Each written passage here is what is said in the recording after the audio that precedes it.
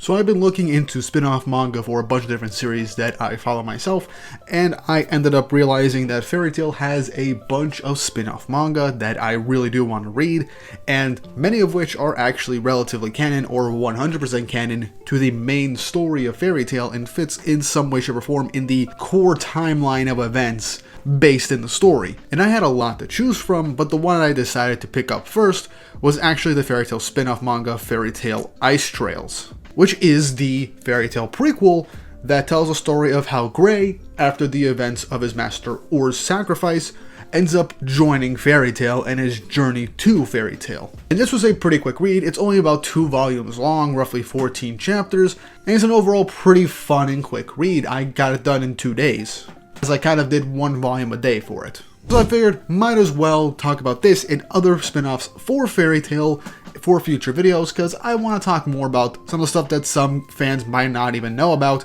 and if you're looking for more Fairy Tail content. Before I jump into this video, don't forget to like and subscribe and hit the notification bell for updates on future videos. Really helps, and it shows you guys enjoy the content I make here on the channel and shows you want to see more. There are a lot of spin-offs for Fairy Tail, and I got at least 6 more that I'm going to eventually read and make videos on themselves, recommending them or giving my thoughts on to you guys, and if you want to give it a shot yourself. Without further ado,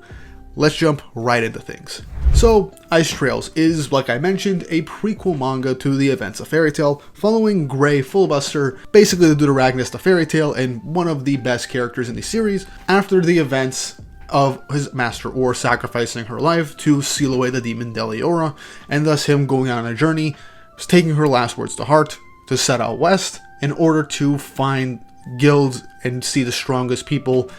in a different area to widen his horizons. And so this is kind of Gray's whole training journey. He gets stronger, he fights like enemy mages, some dark guilds, some bandits, low-life thieves, so on and so forth. And throughout the series, not only do we get to meet actual members of the Fairy Tail Guild, but we also get to see future members of the guild and people that are related to them, which is honestly some really nice Easter eggs and just caveats and things that I just find really cool, showcasing that these characters, or characters that are connected to characters we love, were doing things around the same time and had their own things going on, and showcasing how they were in the past. Outside of one character, we don't really get any too big deep dives into anyone else, as this is a very short manga, but it does enough that it makes you want spin-offs for other characters as well, to see what their lives were like before joining Fairy Tail, or while they were in Fairy Tail outside of the main story. As one of the main strengths of Fairy Tail is that there are so many different characters, not only in the main guild, but also in other guilds within the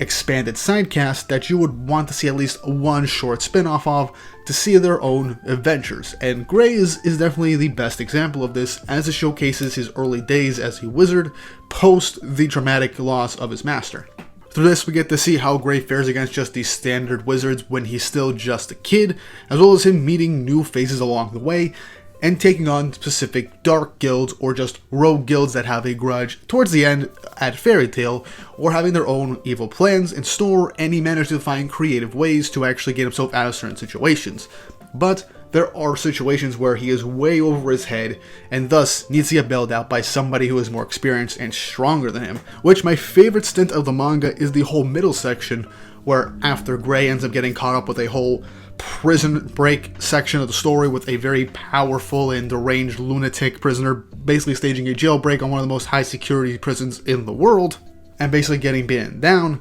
we actually end up getting our first introduction for Gray to Gildarts, and this also introduces not only powerful wizards outside of his master, but also introduces him to the Guild of Fairy Tail for the first time. And this is something I really did like. This shows that Gray does have some sort of connection to Gildarts as well, outside of Natsu, and who better to introduce the idea of a powerful guild like Fairy Tail than the literal strongest in Fairy Tail for the longest time, being Gildarts. And that section of the stories, honestly, I find it kind of funny, because due to circumstances, Gildarts pretends to be a prisoner, kind of, and just waits in the prison waiting for the prison break to happen, and just deals with the whole prison break himself with little to no effort whatsoever. And then him and Gray end up going on a journey together, and Gray is his tag-along. And a nice, interesting piece of information from this is that Gildarts actually ran into and knew Ur for a bit. And this adds another layer to Ur's character, and also adds more to Gray as he finds out more about his master, and Gildarts kind of tries to be the mentor type figure for Gray that right now he does kind of need. And so it's kind of, for a couple of chapters, the misadventures of Gildarts and Gray as they make their way west, and Gildarts does a couple of jobs, until eventually Gildarts tells Gray to just head towards Magnolia and meet Fairy Tail if he wants to see a bunch of powerful wizards in a great place to be, and he might find his answers there, which he does eventually end up going to Magnolia. And towards the latter section of the story, Gray ends up making some new friends along the way, as well as having his own pseudo-betrayal, pseudo-drama in this new friend group, kind of. And this does help develop these characters even more, which I find very fun, as it showcases that Gray is a very trusting person. It also develops how he grows bonds with others, and how he won't give up on people. Something that we in the main series truly love Gray about, and throughout all of his convictions, and how he tries to just stay there for the people that he cares about and believes in. With everything coming together with just him witnessing Fairy Tail getting their get back against the guild that kind of attacked and kidnapped one of their members, and the final nail in the coffin, or at least the final convincing nudge that caused Gray to want to join Fairy Tail at the end, was just seeing not only how strong and how many members of Fairy Tail there are, but how they're all willing to do whatever it takes to protect their own. That and Makarov was there too, and anytime Makarov just leads a charge, it's always something spectacular, and I find that very cool. But the manga does literally just end off with Gray wanting to know if there's a way to break Ice Shell, there not being one after asking Makarov, and him wanting to join Fairy Tail at the very end of things. Seeing just a few pages of him in the guild, with the manga ending in probably the best way possible, with him meeting Natsu for the very first time as Natsu enters Fairy Tail for the first time.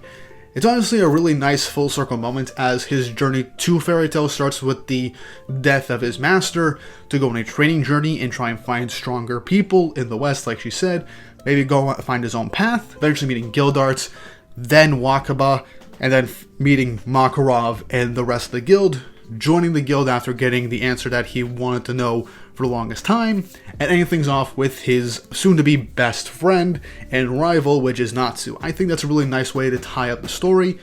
and it was overall just something very fun. You had some creative and fun powers, some goofy gags, the usual Fairy Tail stuff involving Gray. There's just a whole lot in this very short manga that I find very enjoyable. I did give brief instances of what essentially happened with the plot in certain events, but when you read the manga for yourself and you get the full context and the new side characters introduced there, you get to see some of the stuff that I honestly find great and helps flesh Gray out even more. Now, I didn't mention this at the beginning, but the mangaka for this spin-off was actually Yusuke Shirato, who I think did a great job not only kind of using their own style with Mashima's character designs, but also just doing it in a way that feels kind of unique towards itself. While obviously being Fairy Tail, it presents itself as something else, like an entirely different series, and whenever the detail is needed, it really shows, and they know how to do some really fun and creative action sequences that really do fit Fairy Tail, as well as really find a way to complement Gray's ice make fighting style in a very visually pleasing way.